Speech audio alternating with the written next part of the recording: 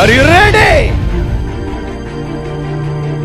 వేట కాని ఉరి నుండి తప్పించేవాడు. కీర్తనల గ్రంథం 91వ కీర్తన 3వ వాక్యం.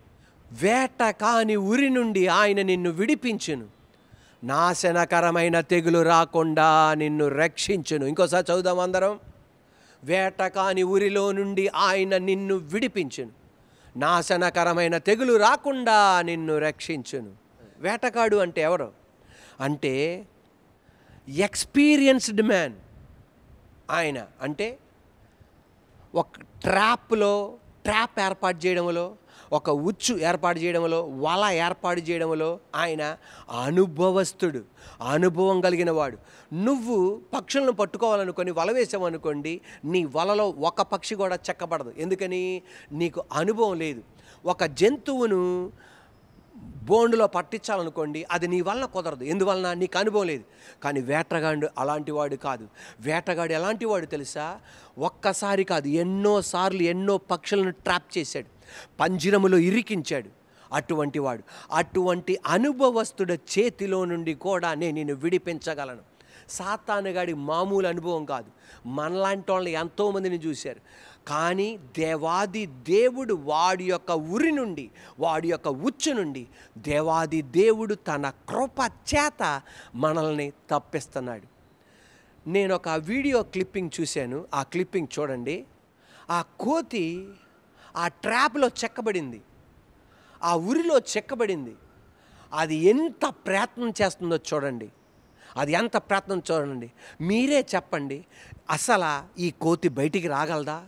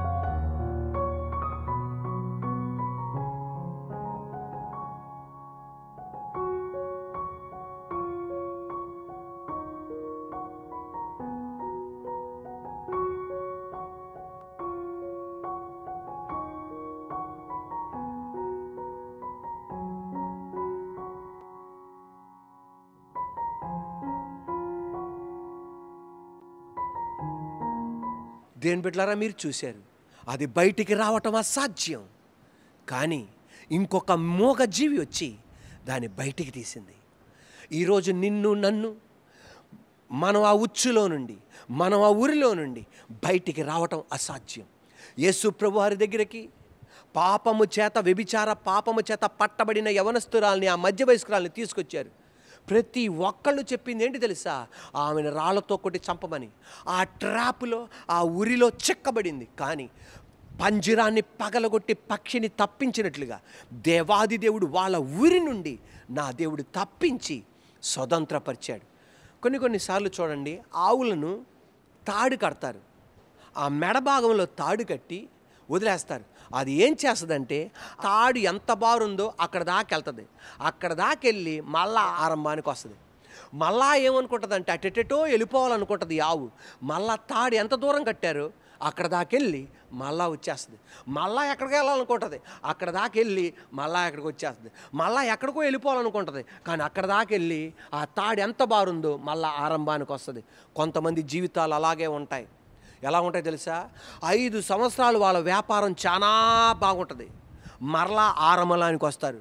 మళ్ళా ఫస్ట్లో తినడానికి ఎలాగైతే తిండి లేదు, ఫస్ట్లో అద్దె కట్టుకోవడానికి ఎలాగైతే మార్గం లేదు, ఫస్ట్లో ఎలాగైతే పిల్లల్ని పోషించడం కష్టమైందో, ఫస్ట్లో ఎలాగైతే ఫీజులు కట్టడం కష్టమైందో, ఎలాగైతే పెట్రోల్ ఫిల్ చేసుకోవడం కష్టమైందో, మళ్ళీ అదే పరిస్థితికి వస్తారు. సాతానుగాడు వీళ్ళని ఏం చేశాడంటే తెలవకుండా బంధించి పడేశారు. కొంతమంది చూడండి, 2 సంవత్సరాలు భార్యాభర్తలు చాలా బాగుంటారు, మళ్ళా ఆరంభంలో గొడవ ఎలా వచ్చిందో మళ్ళీ అదే స్థితికి వస్తారు. కొంతమంది వ్యాపారాలు ఆరంభిస్తారు, 3 సంవత్సరాలు చాలా బాగుంటుంది, మళ్ళీ ఆరంభం ఎలా ఉంటుంది అలాగే ఉంటుంది. కనబడకుండా సాతానుగాడు ఒక యజమాని ఆవు మెడకి ఎక్కడైతే ఎంత దూరం వెళ్ళాలో అంత దూరం వెళ్ళి మళ్ళా యథావిధిగా వచ్చినట్లు తాడును కట్టి బంధించాడు. ఈరోజు సాతానుగాడు నీ కుటుంబాన్ని అలా బంధించాడే. కీర్తనల గ్రంథం 124 కీర్తన 7వ వాక్యం ఆధారంగా నా దేవుడు ఆ తాడుని తెంచునుగాక. హల్లెలూయా. నజరేయుడైన యేసయ్య నామములో ఏ పేదరికం నుండి నువ్వు బయటపడ్డావో మళ్ళా ఆ పేదరికంలో వెళ్ళకుండా దేవుడు కాపాడును గాక. ఏ పాపపు ఊబిలోండి నువ్వు బయటపడ్డావో మళ్ళా పాపపు ఊబిలోనికి వెళ్ళకుండా దేవుడు కాపాడును గాక. ఏ దుర్మార్గత నుండి బయటపడ్డావో మళ్ళా దుర్మార్గతలో పడకుండా దేవుడు కాపాడును గాక. నా దేవుడు ఈ రోజున ఏ అప్పుల ఊబి నుండి నిన్ను బయటికి తీసుకొచ్చాడో, అప్పుల ఊబి నుండి 5 సంవత్సరాలు బాగానే ఉన్నావు, మళ్ళా అప్పుల ఊబిలోనికి వెళ్తున్నావా, యేసయ్య నామములో దాన్ని నా దేవుడు తెంచునుగాక. Praise the lord. ఈ రోజున నజరేయుడైన యేసయ్య నామములో ఈ రోజున నువ్వు ఏ ట్రాప్లో ఉన్నావు, ఏ ఉచ్చులో నువ్వు ఉన్నావు, బయటికి రాలేకపోతున్నావు. ఈ రోజున నా వలన కాదన్నయ్యా, నేను ఈ ఉరిలో నుండి రాలేకపోతున్నా, ఈ స్నేర్ నుండి, ఈ ట్రాప్ నుండి, ఈ కేజ్ నుండి నేను బయటికి రాలేకపోతాను అనుకుంటున్నావా? నా దేవుడు నిన్ను బయటికి తీసుకొస్తాడు. యవనస్తురాలు ఒక పుస్తకం రాసింది. ఆమెకి ఇప్పుడు 52 సంవత్సరాలు. ఆమె 18వ సంవత్సరమున ఏం జరిగిందో ఈ పాస్టరమ్మ గారు రాస్తున్నారు. ఇప్పుడు ఆ పాస్టరమ్మ గారికి 52 సంవత్సరాలు. ఆమె 18వ సంవత్సరమున ఏం జరిగిందో ఆమె రాస్తుంది. ఆమె 18వ ఏటన ఆమె కన్యత్వాన్ని నష్టపరుచుకుంది. ఒక పురుషుణ్ణి ప్రేమించింది. నా శరీరాన్ని అప్పగిస్తే ఇంకా ప్రేమిస్తాడని చెప్పి ఈమె తన శరీరాన్ని అప్పగించింది. ఎప్పుడైతే ఈమె శరీరాన్ని అప్పగించిందో ఇక మరుసటి రోజు నుండి ఈమంటే ఇష్టపడట్లా. ఆయన దారి గుండా ఆయన వెళ్ళిపోతున్నాడు. అనుకుంది, దేవా నీ వాక్యం వింటూ ఈ పని చేశా, నేను నీ ప్రభు బల్ల తీసుకుంటూ ఈ పని చేశా, నేను దేవుని వాక్యం వింటూ ఈ పని చేశా, తండ్రి నన్ను క్షమించయ్యా.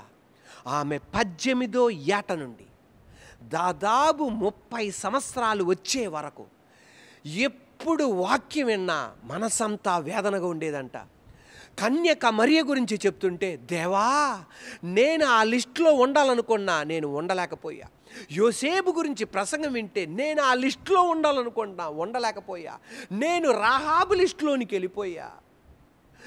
నేను సమరయ స్త్రీ లిస్టులోనికి వెళ్ళిపోయా. నేను పాపము వ్యభిచార పాపము చేత పట్టబడిన లిస్టులోనికి నేను వెళ్ళిపోయా. అత్తర్బుడ్డి పగలగొట్టిన స్త్రీ లిస్టులోనికి వెళ్ళిపోయావా? నేను ఇక వాడబడలేను, నా ఆశలు ఇక జరగవు, ఇక నా జీవితం ఇంతే. బయటికి సంతోషంగా ఉండేదంట, బయటికి సౌందర్యంగా ఉండేదంట, బయటికి ఆకర్షణీయంగా ఉండేదంట. హృదయం అంతా వేదన, ఒక పంజరంలో చెక్కబడిపోయింది. నేరారోపణ నా కేజీలోనికి చెక్కబడిపోయింది, ఆ ఉచ్చులోనికి చెక్కబడిపోయింది.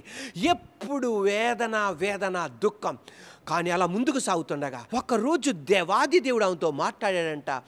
రక్తస్రావం కలిగిన స్త్రీ గురించి చదవమని. రక్తస్రావం కలిగిన స్త్రీ గురించి చదవమంటే నేను ఎదుర్కొనే బాధ ఏంటి, ఆమె వెళ్తున్న బాధ ఏంటి అని పట్టించుకోలేదంట. ఈ దేవుడు కాదులే అని, అసలు సందర్భం లేనిదని. కానీ పరిశుద్ధాత్మ దేవుడు ఆమెతో మాట్లాడుతుండగా ఎక్కడుందో అని చెప్పి ఇండెక్స్లోనికి వెళ్ళి, డిక్షనరీలోనికి వెళ్ళి, రెఫరెన్స్లోనికి వెళ్ళి ఆ వాక్యం చదవటం ప్రారంభించింది. ఆ వాక్యం చదువుతుండగా అక్కడ ఆమెకి అర్థమయ్యేది చేపించాడు దేవుడు. రక్తస్రావం కలిగిన స్త్రీ, 12 సంవత్సరాల నుండి రక్తస్రావం, అవమానముతో ఉంది, సిగ్గుతో ఉంది. బయటికి వస్తే రాళ్లతో కొట్టి చంపుతారు. అవమానముతో ఆమె బయటికి రావటం సిగ్గు, ఆమె బయటికి రావటం అవమానం. కానీ ఆమె ఒకటే నిర్ణయించుకుంది, యేసయ్య నా గురించి ప్రార్థన చేయకపోయినా ఆయన వస్త్రపు చెంగు ముట్టుకుంటే నాకు స్వస్థత కలుగుతుంది. ఆమె వెళ్ళి వస్త్రపు చెంగు ముట్టుకోగానే ఆ రక్తస్రావం ఆగిపోయింది. వెంటనే పరిశుద్ధాత్మ దేవుడు ఆమెతో మాట్లాడాడంట. ఈమె సిగ్గుతో కప్పబడింది, అవమానముతో కప్పబడింది, నిందతో కప్పబడింది. కానీ యేసయ్య వస్త్రపు చెంగు ముట్టుకోగానే యేసయ్య ప్రభావం ఆమెలోనికి వెళ్ళి ఆ రోగాన్ని ఆపేసినట్లుగా ఈరోజు దేవాది దేవుడు ఆమెతో అన్నాడంట. ఏమని చెప్పాడంటే, నా శక్తి ఆమె అవమానము కన్నా గొప్పది, నా శక్తి, నా ప్రభావం ఆమె రోగము కన్నా గొప్పగలది. వెంటనే యేసయ్య అన్నాడంట, నీ పాపము కన్నా నా కృప గొప్పది, నీ పాపము కన్నా నా కనికరం గొప్పది. ఆమె రోగం ఎలాగైతే ఆగిందో ఈ వాక్యం చదువుతుండగానే దేవాది దేవుడు ఆమెకి అప్పుడే ఆ చెరసాల నుండి దేవుడు విడుదలపరిచాడు. ఈ రోజున ఆమె ఒక గొప్ప పాస్టరమ్మగా దేవుడు మార్చాడు. Praise the lord. ఈ రోజున ఏ పంజరంలో నువ్వు చెక్కబడ్డావు, ఆ ఉచ్చులో నుండి నా దేవుడు నిన్ను విడిపించును గాక. ఈరోజు నేను వాక్యం చెప్తుండగా నీ జీవితంలో ఆ పాస్టమ్మ గారికి జరిగినట్టు జరగకపోవచ్చు, నీ జీవితంలో వేరే విధంగా నీకు జరగకపోవచ్చు. మరి ఏదన్నా ఉచ్చులో నువ్వు ఉన్నావా, నీ కుమార్తెను నా దేవుడు ఆ ఉచ్చులోండి నడిపించును గాక, నీ కుమారుణ్ణి ఆ ఉచ్చులోండి నా దేవుడు నడిపించును గాక, ఆ ట్రాప్ నుండి విడిపించును గాక. Praise the Lord. హల్లెలూయా. యేసయ్య నామములో ఈరోజు నా దేవుడు గొప్ప కార్యం నీ జీవితంలో దేవాది దేవుడు చేయును గాక. నీకు స్వతంత్రం దేవుడు దయచేయును గాక. హల్లెలూయా. నాజరేయుడైన యేసయ్య నామములో యవన తమ్ముడు, యవన చెల్లి, ఈ రోజున ఏ ట్రాప్లో నువ్వు ఉన్నావో, ఈరోజు నేను చెప్పని ఏ ఉచ్చులో అన్నా, నాకు బయలుపరచలేని ఏ ఉచ్చులో అన్నా ఈరోజు నువ్వు ఉండుంటే యేసయ్య నామములో నువ్వు బయటపడును గాక. Praise the lord. ఒక యవనస్తురాలు, ఒక బాలిక పుత్తూనన్న దెయ్యం బట్టి నాన్నతో ఉండకుండా, అమ్మతో ఉండకుండా వేరే యజమానులతో ఉంటుంది. ఆ అమ్మ నాన్నకి ఎంత వేదనండి. కనబడని వచ్చు. కానీ పౌలు శీలలు వెళ్ళి అక్కడి నుండి నా దేవుడు బయటికి తీసుకొచ్చాడు. Praise the Lord. హల్లెలూయా. నాజరేయుడైన యేసయ్య అధికారం గల నామములో దెయ్యంగాడు బంధించిన ఉచ్చుల్లో ఉండి నువ్వు బయటపడును గాక. సమాధి దొడ్డులో ఒక వ్యక్తి, ఏ మనిషి ఉండడో, ఎవరు ఉండరు, వస్త్రాలు లేకుండా అక్కడే ఉంటున్నాడు ఆయన. కానీ ఆ ఉచ్చు నుండి నా దేవుడు బయటికి నడిపించాడు. ఆ బ్రాందీ షాపు ఉచ్చు నుండి, ఆ సిగరెట్ వల నుండి నా దేవుడు నీ ఇంటిని, నీ కుటుంబాన్ని విడిపించునుగాక. పక్షిని తప్పించినట్లుగా దేవాది దేవుడు నిన్ను తప్పించునుగాక. Praise the Lord. హల్లెలూయా. ఈ రోజున దేవాది దేవునికి అసాధ్యమైనది ఏదీ లేదు. నేను ఒక స్టోరీ చదివాను. దీంట్లో ఉన్న నీతిని మాత్రమే మీరు తీసుకోండి. ఒక వేటగాడు పక్షి రాజు యొక్క గుడ్డును తీసుకొచ్చి తన ఇంట్లో ఉన్న కోడి గుడ్లతో పాటు పొదిగించాడు. కొన్ని రోజులైనాయి, కోడి పిల్లలు బయటకు వచ్చినాయి. ఆ కొన్ని రోజులైనాయి, పక్షిరాజు పిల్ల కూడా బయటకు వచ్చింది. ఈ పక్షిరాజు పిల్ల, కోడి పిల్లలు రెండు ఒకే చోట పెరుగుతున్నాయి. ఈ రెండు ఒకే చోట పెరగడం వలన ఈ కోడి పిల్లలు పక్షిరాజు యొక్క స్వభావం కానీ పక్షిరాజు అలవాటు నేర్చుకోలేదు, కానీ ఈ పక్షిరాజు మాత్రం కోడి పిల్లల అలవాటు నేర్చుకుంది. కోడి పిల్ల ఎలాగైతే కాలుతో గీకి ముక్కుతో తింటదో అలాగే ఈ పక్షిరాజు పిల్ల కూడా కాలుతో గీకి ముక్కుతో తింటుంది. అలాగా కోడి ఎలాగైతే కాస్త దూరం ఎగురుతుందో ఈ పక్షిరాజు కూడా కాస్త దూరం ఎగురుతుంది. అసలు ఇది ఎక్కడ ఆకాశంలో తిరగాల్సింది, ఇది ఎక్కడ ఉన్నత స్థానంలో ఉండాల్సింది, కొండలను దాటి వెళ్ళాల్సింది. కానీ అంత కోడి పెట్టలతోనే ఆ కోడి పిల్లలతో పెరిగి అదే చేష్టలతో చేస్తుంది. అలా చేష్టలతో చేస్తుండగా ఒకరోజు పక్షిరాజు ఏం చేసిందంటే ఆహారం కొరకు అలా తిరుగుతుండగా, అలా ఆకాశంలో అల్లాడుతుండగా ఒక అద్భుతమైన దృశ్యం చూసింది. అదేంటి తెలుసా? అచ్చం తన ఆకారములో ఉన్న ఇంకొక పక్షిని కోడి పిల్లలతో చూస్తుంది. ఆశ్చర్యపోయింది. ఇదేంటా ఇలా జరుగుతుందని ఒక పెద్ద చెట్టు కొమ్మ మీద కూర్చుంది. చాలా తీక్షణంగా చూసింది. ఆహా, ఇది నా బిడ్డే, నా ఆకారంలో ఉంది. కానీ ఈ ఇంటి యజమాని, ఈ వేటగాడు ఏం చేశాడంటే కోడి పిల్లలతో నా బిడ్డను కూడా పెంచి, నా పిల్లను కూడా పెంచి కోడి పిల్లగా చేశాడు. దీన్ని ఎలాగన్నా సరే నాలాగా చేయాలి, దీన్ని ఎలాగన్నా సరే దీంట్లో నుండి బయటికి తీసుకురావాలి అన్న ప్రయత్నం చేస్తుంది. కానీ వెంటనే ఆ పక్షిరాజు పిల్ల వెళ్ళే కోడి దగ్గర దాక్కుంటుంది. ఇలా కొన్నిసార్లు జరిగింది. ఒకరోజు తల్లి కోడి లేదు, కోడి పిల్లలు లేవు. దగ్గరికి వెళ్ళింది ఏది? తల్లి పక్షిరాజు వెళ్ళి మొత్తం వివరించింది. నా రెక్కలు చూడు, నీ రెక్కలు చూడు, నా కాళ్ళు చూడు, నీ కాళ్ళు చూడు, నా ముక్కు చూడు, నీ ముక్కు చూడు, నా కళ్ళు చూడు, నీ కళ్ళు చూడు, నా ఆకారం చూడు, నీ ఆకారం చూడు. ఎక్కడ కాలుతో గీకి ముక్కుతో తినడానికి కాదు, చిన్న చిన్న ప్రాంతం వెళ్ళటం కాదు, ఉన్నతకంగా ఎగరాలి. నేను చూడు ఎలా ఎగురుతున్నాను, అలాగే నువ్వు కూడా చాపు. అలా చాపిందంట. తల్లి పైకి ఎగిరినట్లుగా అలా పైకి ఎగిరి తల్లి వలె ఇది కూడా ఎగరటం ప్రారంభించింది. ఈరోజు యేసయ్య దేవుడు మనిషిగా ఈ లోకానికి వచ్చి నశించిన దాన్ని వెతకి రక్షించడానికి మనిషి కుమారుడు వచ్చి సాతానుగాడి చేతిలో మనం ఉండగా, సాతానుగాడి కబంధ హస్తంలో ఉండగా యేసయ్య చెప్పింది, నా ఆకారములో మీరున్నారు, మీరు నా ఆకారములో ఉన్నారు. నన్ను ఆ ఉచ్చు నుండి దేవుడు బయటికి నడిపించాడు. ఆయన వలె ఉండడానికి దేవాదేవుని మనల్ని బయటికి తీసుకొచ్చాడు. Praise the lord. వేట కాని ఊరి నుండి ఆయన నిన్ను విడిపించను.